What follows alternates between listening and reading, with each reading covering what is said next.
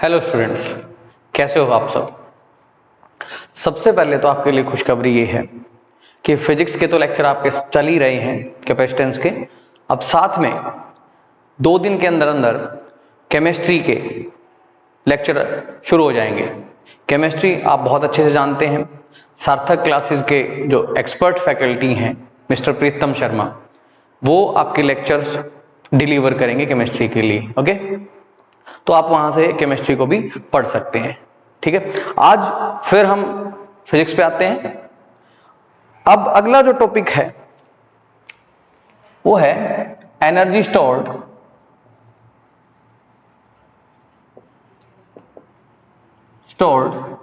In parallel plate capacitor.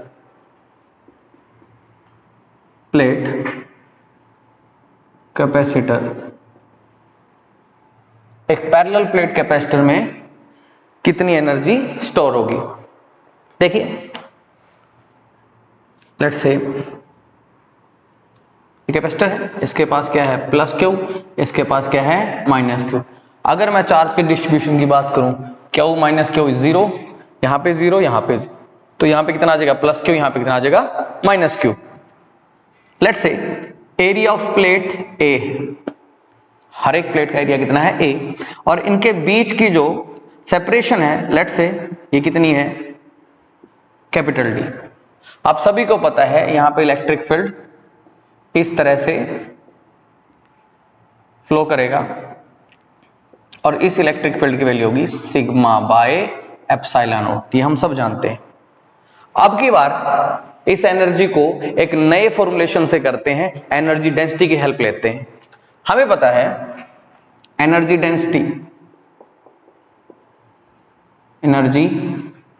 Density हम इलेक्ट्रोस्टैट में discuss कर चुके हैं।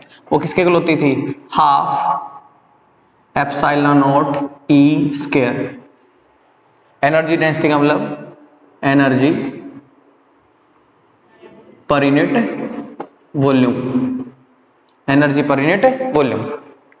यहां पे अगर मैं बात करूं एनर्जी पर यूनिट वॉल्यूम कितनी होगी, half epsilon naught E square. तो यहां से अगर मैं एनर्जी की बात करूं, energy is equal to half epsilon naught E square multiply में वॉल्यूम, किसकी वॉल्यूम, जिसकी आप एनर्जी निकालना चाहते हो, ऑब्वियसली कैपेसिटर की। तो half epsilon naught E square, volume कितनी है सर एरिया ए, और इनके बीच की सेपरेशन कितनी थी डी। आई थिंक इसको वॉल्यूम कह दें। ओके, हाफ एप्सिलॉन नॉट ई की वैल्यू कितनी है सिग्मा बाय एप्सिलॉन नॉट, और पूरे का क्या है स्क्वायर इनटू ए डी। चलिए ये बना half epsilon naught sigma square epsilon not का स्क्वायर ए इंटू डी। एक एप्सिलॉन नॉट से एक एप्सिलॉन नॉट गया, तो क्या बन गया half sigma square by epsilon naught A into D. अब सिग्मा क्या होता है, सिग्मा सरफेस चार्ज डेंसिटी था सिग्मा, तो एनर्जी जो आई हाफ, सिग्मा को लिखूंगा चार्ज बाय एरिया, चार्ज क्या हुआ चार्ज बाय एरिया, इसका स्क्वायर करना है, स्क्वायर कर दिया A D bye epsilon not. चलिए half Q square bye A square A D bye epsilon not, एक ए से एक ए गया, ठीक है, तो half Q square D by A epsilon naught. अगर मैं ध्यान से देखूं epsilon naught A by D, epsilon naught A by D क्या था कैपेसिटेंस, क्या था कैपेसिटेंस, तो क्या मैं इसको लिख सकता हूं half Q square by C, half Q square by C, क्योंकि सी की value epsilon naught A by D था। तो यहां पे एनर्जी जो आई half Q square by C, इसी को मैं लिख सकता हूं हाफ सी की जगह सी, क्यू को लिख दो सी वी का होल स्क्वायर, तो कितना आ गया half C square V square by C, solve किया तो हाफ सी वी स्क्वायर। ये तो वही फॉर्मूले आ गए। ओके, पैरेलल प्लेट कैपेसिटर हो या स्फेरिकल कैपेसिटर्स थे तो उनकी एनर्जी यही होगी।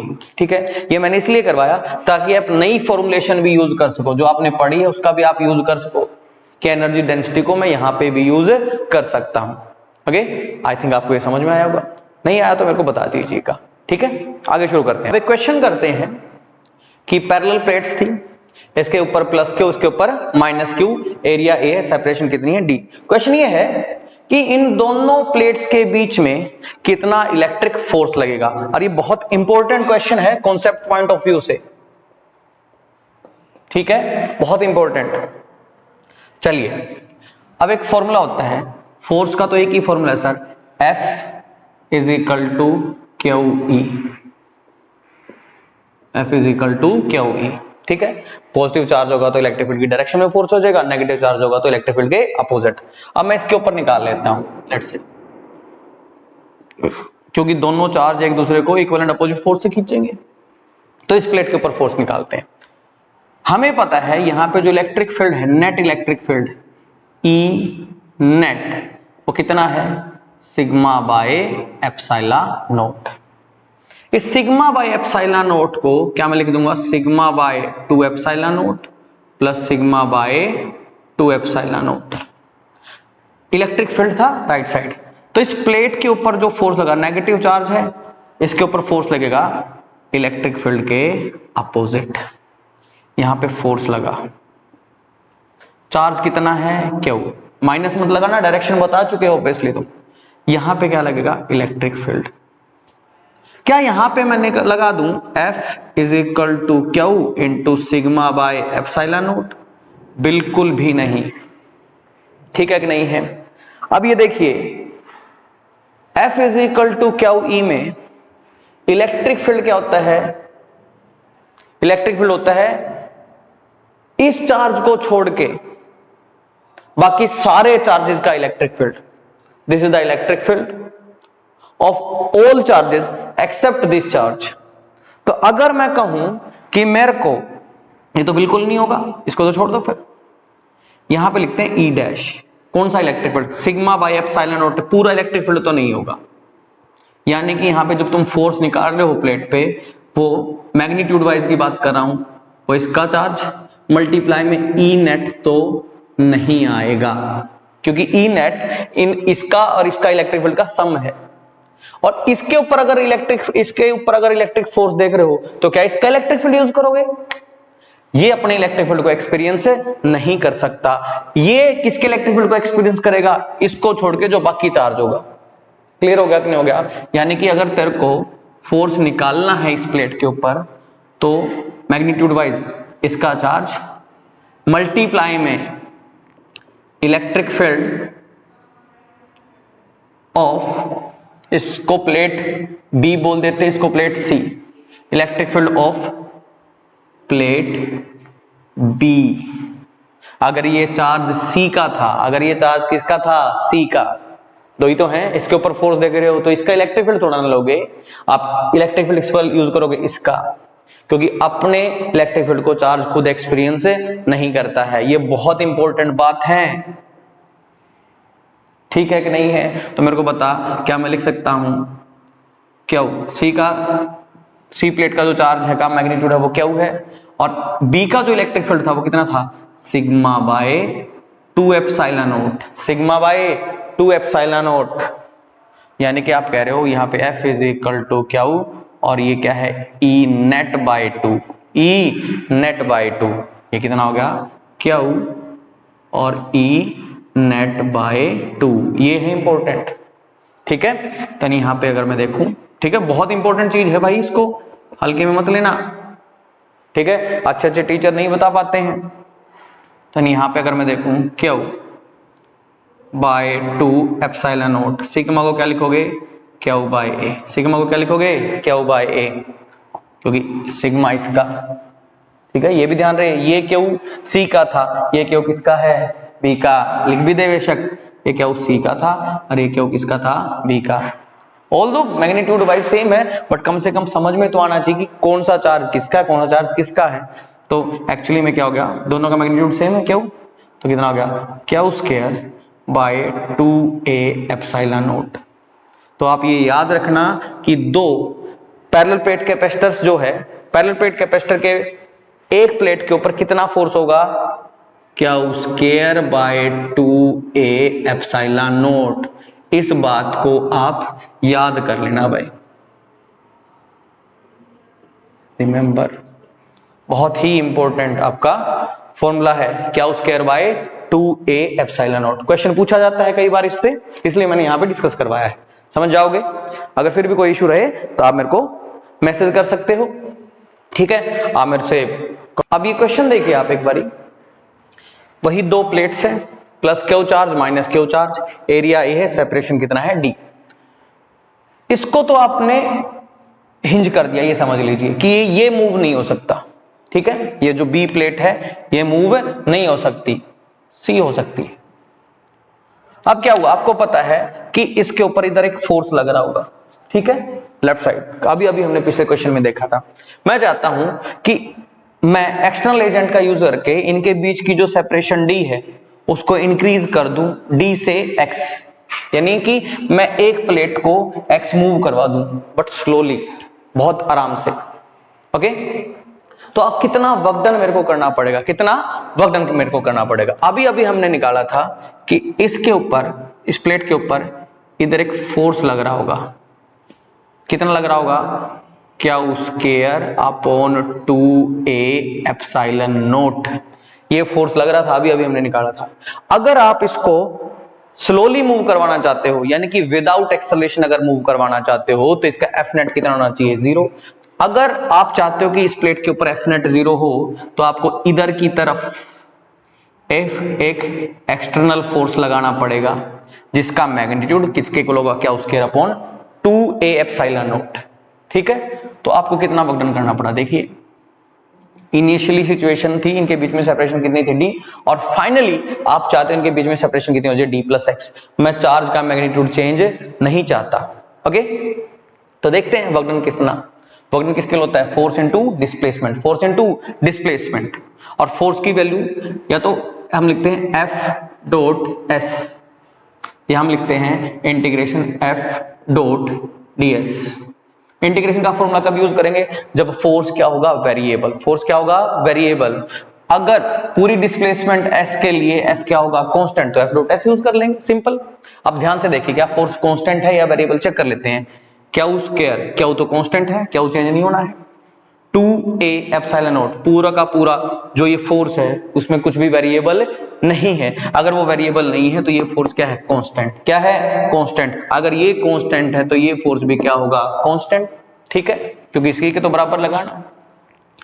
तो W is equal to F external, displacement कितनी है, x, और दोनों के बीच में एंगल कितना है, 0, कितना है, 0। डिस्प्लेसमेंट और फोर्स के बीच, एक्सटर्नल फोर्स और डिस्प्लेसमेंट के बीच का एंगल कितना है, 0, ठीक है। तो वर्क डन किसके को आ गया, देखिए Q square upon 2a epsilon note into x, इतना मेरा वर्क डन आ जाएगा, इतना मेरा वर्क डन आ जाएगा, ओके। अब इसी चीज को एक अलग तरीके से भी सोचते हैं, ये तो आसान हुआ। मैं कहता हूं find out change in potential energy of parallel plate capacitor. ये जो तुमने आपने ये प्रोसेस किया है, इसमें कितनी पोटेंशियल एनर्जी का चेंज हुआ है। ऑब्वियसली पोटेंशियल एनर्जी तो चेंज होगी होगी, ऐसे समझ लीजिए अगर आपने वर्क डन किया है, अगर आपने वर्क डन किया है तो work done by all forces किसके लिए होता था, काइनेटिक एनर्जी का चेंज। आपने बट कह दिया कि काइनेटिक एनर्जी का चेंज तो नहीं आना चाहिए, तो दो तरह के फोर्सेस होंगे, एक कंजर्वेटिव और एक क्या होगा, नॉन कंजर्वेटिव। कोई नॉन कंजर्वेटिव फोर्स यहां पे एग्जिस्ट नहीं कर रहा है, ठीक है कि नहीं है। अगर नहीं कर रहा है तो सारा वर्क डन किस में चला जाएगा, चेंज इन पोटेंशियल एनर्जी में। किस में चला जाएगा, चेंज इन पोटेंशियल एनर्जी में। तो लिखिए डेल्टा यू, डेल्टा यू किसके इक्वल होता है, U final minus U initial, क्योंकि एक्सटर्नल फोर्स था।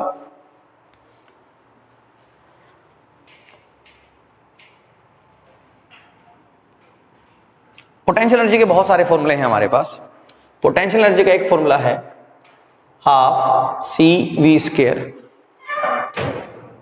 Half C V into V लिख दो, half Q into V, half Q into V या half Q square by C, half Q square by C.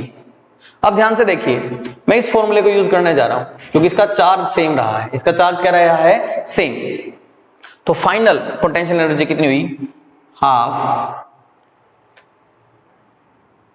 Q square, capacitance, final capacitance कितनी आई होगी भाई, final capacitance कितनी थी, epsilon naught A upon D plus X, और initial capacitance कितनी है, epsilon naught A by D. Use कर लेते हैं, half of Q square upon C final, C final कितनी है, एप्सिलॉन नॉट ए इंटू में डी प्लस एक्स, ऊपर आ गया D plus X. I think समझ में आ रहा है। Initial potential energy half, charge तो सेम रहा, अपॉन में इनिशियल कैपेसिटेंस, इनिशियल कैपेसिटेंस कितना है, epsilon naught A by D, epsilon naught A by D. अगर तुम इसको सोल्व करोगे, इसको सोल्व करेंगे तो बता कितना आएगा, half Q square D upon epsilon naught ए plus half Q square x upon epsilon naught ए minus half Q square D upon epsilon naught ए। बेटा इस टर्म से ये टर्म क्या होगी, कैंसिल आउट। अगर ये टर्म कैंसिल आउट होगी तो ये चेंज इन पोटेंशियल एनर्जी जो निकल के आती है वही half Q square x upon epsilon naught ए। तो एक बात बता, ऊपर तो मैंने वर्क डन निकाल रखा है और नीचे क्या है, पोटेंशियल एनर्जी का चेंज। ये दोनों के दोनों सेम है या नहीं है, इक्वेशन नंबर ए और this is equation number P. यानी जो तूने काम किया है, ये पूरा वर्क डन जो तूने इसमें किया है वो किस में कन्वर्ट हो गया है, चेंज इन पोटेंशियल एनर्जी में। इसका एक और तरीका है, जरा समझें, एनर्जी डेंसिटी से भी इसको निकालते हैं। किससे निकालते हैं, एनर्जी डेंसिटी से। एनर्जी डेंसिटी के कॉन्सेप्ट से भी कर लेते हैं, बाय दूसरा मार्कर ले लेते हैं, कॉन्सेप्ट ऑफ एनर्जी डेंसिटी। ठीक है, अगर मैं कहूं कि इनिशियली इन दोनों प्लेट्स के बीच में इलेक्ट्रिक फील्ड कितना था, जैसे यहां का इलेक्ट्रिक फील्ड था सिग्मा बाय एप्सिलॉन, कांस्टेंट था। यहां पे भी सिग्मा तो कांस्टेंट रहेगा, एरिया कांस्टेंट है, क्यू कांस्टेंट, तो इनके बीच में भी जो इलेक्ट्रिक फील्ड रहेगा वो क्या रहेगा, same sigma by epsilon not. ठीक है, इलेक्ट्रिक फील्ड की वैल्यू में कोई चेंज नहीं आया। फर्क किसमें आया, पहले जो एनर्जी स्टोर्ड थी वो इस डी सेपरेशन में स्टोर थी, और फाइनली अब ये जो एनर्जी स्टोर्ड है वो डी प्लस एक्स में स्टोर है। ठीक है, तो energy density, energy per unit volume तो क्या रहेगी, सेम। अगर मैं यहां से एनर्जी का चेंज निकालना चाहूं, ठीक है, पोटेंशियल एनर्जी तो निकल ही नहीं सकती, पोटेंशियल एनर्जी का चेंज होता है, वो किसके को लाएगी, एनर्जी डेंसिटी मल्टीप्लाई में चेंज इन वॉल्यूम, मल्टीप्लाई में change in volume. Energy is equal to energy density into volume था। अगर डेल्टा यू निकालोगे, चेंज इन पोटेंशियल एनर्जी निकालोगे, एनर्जी डेंसिटी में तो कोई फर्क नहीं, ऐसे था ना। एनर्जी अगर निकालनी है तो एनर्जी डेंसिटी इनटू में क्या था, वॉल्यूम। अगर तेरे को डेल्टा यू चाहिए बेटा तो क्या लिखेगा, एनर्जी डेंसिटी मल्टीप्लाई में डेल्टा वी। ओके, अब ध्यान से देख, अगर डेल्टा यू निकाल रहा है, एनर्जी डेंसिटी तो कितनी थी, half epsilon naught E square, और कितनी एनर्जी चेंज होगी, सर एक्स लेंथ का चेंज हुआ है। कितने का चेंज हुआ है, एक्स लेंथ का चेंज हुआ है, तो सर कितनी एनर्जी, कितनी वॉल्यूम चेंज होगी, एरिया ए था और चेंज इन लेंथ कितना आया है, एक्स चेंज किया है। कितना किया है, एक्स। आई थिंक समझ में आया होगा। फिर इसको सोल्व कर लीजिए, half epsilon naught sigma square by epsilon naught का square, sigma by epsilon naught a into X. Solve कर लीजिए, एक एप्सिलॉन नोट से एक एप्सिलॉन नोट गया। सिग्मा को क्या लिखोगे, क्यू बाय ए, स्क्वायर किया तो Q square bye A square epsilon naught a into x. एक a से फिर एक a गया तो ये किसके को आ गया, half Q square x upon A epsilon note. यहां से भी हम पोटेंशियल एनर्जी का चेंज निकाल सकते हैं, और यही किसके इक्वल है, वर्क डन के इक्वल। हाँ भाई, क्वेश्चन एक है, ठीक है कि नहीं है। तरीके, ये रहा एक तरीका, ये रहा दूसरा तरीका, और भाई साहब ये रहा तीसरा तरीका। ठीक है बेटा, मैं ये तो नहीं कहता कि आपने ये पढ़ा नहीं होगा, पढ़ लिया होगा, ये पढ़ लिया होगा ज्यादा से ज्यादा, बहुत पढ़ लिया होगा तो ये पढ़ लिया होगा। यहां तक नहीं पहुंच सकता कोई, कम से कम जीन में तो नहीं पहुंच सकता। ठीक है, अगर आपको फिर भी लगे तो एक बार कंपेयर करके देख लीजिएगा। ठीक है, कि बोर्ड पढ़ा के हम ये नहीं कहते कि हम जेई की प्रिपरेशन करवाते हैं, ना ना ना ना। मैं तो कहता हूं कि मैं एडवांस का भी करवा के कहूंगा कि भाई मैंने जेई मेंस की ही प्रिपरेशन करवाई है। ठीक है, बोर्ड का करवाएंगे तो कहा जाएगा कि बोर्ड का करवा रहे हैं, अगर जेई मेंस का बोल रहे हैं तो जेई मेंस का ही करवाएंगे, यानी और उससे ऊपर लेवल का करवाएंगे, कम लेवल का नहीं। ठीक है, देख लीजिए कंपेयर करके, अगर फिर भी हो वहम हो तो आप निकाल लीजिएगा। अब एक क्वेश्चन देखिए, एक पैरेलल प्लेट्स है, इसके पास +2 क्यू चार्ज, इसके पास -क्यू चार्ज है। ठीक है, हम दो तरीके से करेंगे इस क्वेश्चन को। ये पहले तरीका, कैपेसिटेंस C है, area of each plate is A and separation between these two plates is D। ठीक है, अब देखिए मेरे को इन दोनों के बीच में क्या निकालनी है, पोटेंशियल डिफरेंस। क्या निकालनी है, पोटेंशियल डिफरेंस। चलिए सबसे पहले देख, इसका अगर मैं इसका इलेक्ट्रिक फील्ड देखूं तो इसका इलेक्ट्रिक फील्ड राइट साइड में मिलेगा। ठीक है, और इसका इलेक्ट्रिक फील्ड देखूं तो इस साइड में मिलेगा। इसको मैं कह दूं electric field due to 2Q, ये क्या है, electric field due to -Q। ठीक है, सिर्फ शो करने के लिए, डायरेक्शन मैंने बता दी है। यानी अगर इन प्लेट्स के बीच में E नेट मेरे को निकालना हो और उसका मैग्नीट्यूड, ठीक है, दोनों सेम डायरेक्शन में तो ऐड कर देंगे सिंपली, तो electric field due to 2Q plus electric field due to -Q। ठीक है, वेक्टर नहीं शो कर रखा, डायरेक्शन सेम है, सिर्फ मैग्नीट्यूड की बात हो रही है। अब बता फिर किसके इक्वल था, sigma by 2 epsilon naught. Sigma, ये plate sigma 1 by 2 epsilon naught, ऐसा कर लेते हैं, सिग्मा 1 इसको, इसका था सिग्मा 1, इसका था सिग्मा 2, ऐसे कर लेते हैं, सिग्मा 1 बाय 2 एप्सिलॉन नोट, इसका कितना था सिग्मा 2 बाय 2 एप्सिलॉन नोट। इसका सिग्मा, इसका चार्ज बाय में इसका एरिया, ठीक है, 1 बाय 2 एप्सिलॉन नोट। सिग्मा 1 किसके इक्वल है, 2Q by A plus 1 by 2 epsilon naught. इसका सिग्मा कितना होगा, माइनस मत लगाना, सिर्फ मैग्नीट्यूड की बात आ रही है, क्योंकि माइनस लगा तो डायरेक्शन में गड़बड़ आ जाएगी। ठीक है, ये याद रखो, सिर्फ मैग्नीट्यूड की बात, Q बाय A।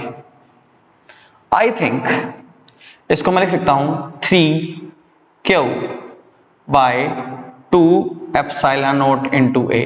ये आ गया भाई मेरा E नेट, और हमें पता है E is equal to -dV by dr। -dV का मतलब कितना पोटेंशियल घटा, dr कितना चलने से। यानी अगर मैं यहां से dV निकाल लूं, ठीक है, माइनस वगैरह, ठीक है, पता है भाई यहां से यहां इलेक्ट्रिक फील्ड हो रहा है तो ऑब्वियसली पोटेंशियल घटी होगी। ठीक है, इन दोनों के बीच की पोटेंशियल डिफरेंस को मैं डेल्टा V बोल देता हूं ऐसे। ठीक है, डेल्टा V कर ले ऐसा, delta V change in potential. Net electric field कितना है, 3Q by 2 epsilon naught A। ठीक है, सेपरेशन कितनी है, मतलब कितनी चलने से, सर D चलने से, तो क्या गया 3QD by epsilon naught into A. Okay ठीक है। और बता epsilon naught A by D को, epsilon naught A by D को क्या लिख सकते हैं सी, तो ये आ गया 3q/2c। सिंप्लीफाई अगर करके लिखे तो 3q/2c। एक तरीका तो भाई साहब ये रहा। दूसरा तरीका अब हम इसका देखते हैं, चार्जेस डिस्ट्रीब्यूट कर लेते हैं, ठीक है कि नहीं है। 2q माइनस q, सम कितना हो गया q का हाफ q/2 प्लस q/2, ठीक है। 2q माइनस q हाफ करके इधर और इधर, यहां पे कितना आ जाएगा, टोटल 2q था उसमें से q/2 आ गया, तो यहां पे कितना आ जाएगा प्लस 3q/2। और यहां पे वैसे तो इसका माइनस ही आना चाहिए, फिर भी चेक कर लेते हैं, टोटल कितना था -q, ठीक है। q/2 में क्या ऐड करूं कि टोटल आ जाए -q, तो आपको ऐड करना पड़ेगा -3q/2, -3q/2। और जब हम लिखते हैं कैपेसिटेंस में C is equal to q/v, ठीक है कि नहीं फॉर्मूला, तो चार्ज होता है इन दोनों प्लेट्स में से अंदर की साइड जो पॉजिटिव चार्ज होता है उसको हम Q की तरह ट्रीट करते हैं। किसकी तरह ट्रीट करते हैं, Q की तरह ट्रीट करते हैं। तो अब बता फिर, तो इलेक्ट्रिक फील्ड अगर मैं अब इनके वजह से देखूं, क्योंकि अंदर अंदर चार्जेस की वजह से, अंदर वाले चार्जेस की वजह से अगर इलेक्ट्रिक फील्ड देखूंगा तो E नेट जो आएगा, ठीक है कि नहीं है, क्योंकि अगर यहाँ पे मैं सिग्मा की बात करूंगा तो इसके लिए ये चार्ज लेना पड़ेगा, ठीक है। वो किसके इक्वल आ जाएगा, sigma by epsilon naught, sigma by epsilon not. तो सिग्मा की बार कितना हो जाएगा, बाहर वाले चार्जेस सिग्मा में नहीं आएंगे, अंदर वाला चार्ज कितना है 3q/2 by area into epsilon not. भाई ये हो गया सिग्मा 3q/2, ठीक है। टोटल चार्ज अंदर वाला, अंदर की तरफ जो पॉजिटिव चार्ज है उसको Q की तरह ट्रीट करते हैं, ठीक है। तो ये आ गया 3q/2a एप्सिलॉन नॉट।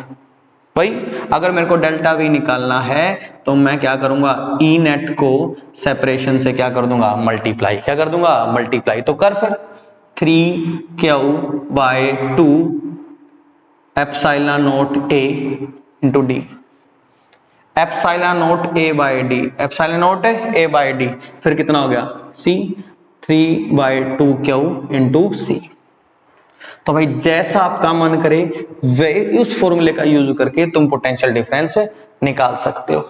ये रहा इसमें, बट ये ध्यान रहे कि उसमें तो उस पूरे चार्ज के हिसाब से निकाल लिया, ई नेट इस हिसाब से निकाल लिया। बट अगर तुम्हें पता है कि मैं चार्ज को डिस्ट्रीब्यूट किस हिसाब से कर सकता हूं, तो फिर टोटल चार्ज का हाफ फिर उसके हिसाब से ये बांट लेना, ठीक है, अंदर की तरफ। अब बाहर अंदर जो इलेक्ट्रिक फील्ड आएगा, क्योंकि एक तो कंडक्टर है, बाहर वाले चार्जेस इसको अल्टर नहीं कर सकते, ठीक हो गया कि नहीं हो गया। तो इसको क्या की तरह ट्रीट करो, ई नेट निकालो और बस डेल्टा भी आ जाएगा, ठीक है। आई थिंक आपको समझ में आया। क्वेश्चन देखिए,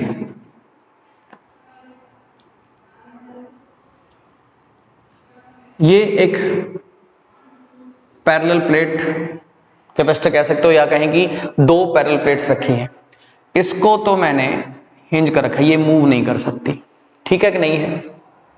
एरिया ए है, ठीक है, और इसका पोटेंशियल ये V पोटेंशियल पे, ये कितने पे है 0, यानी इनके बीच का पोटेंशियल डिफरेंस कितना है V, और इनकी कैपेसिटेंस C है, इनकी कैपेसिटेंस कितनी है C, ठीक है।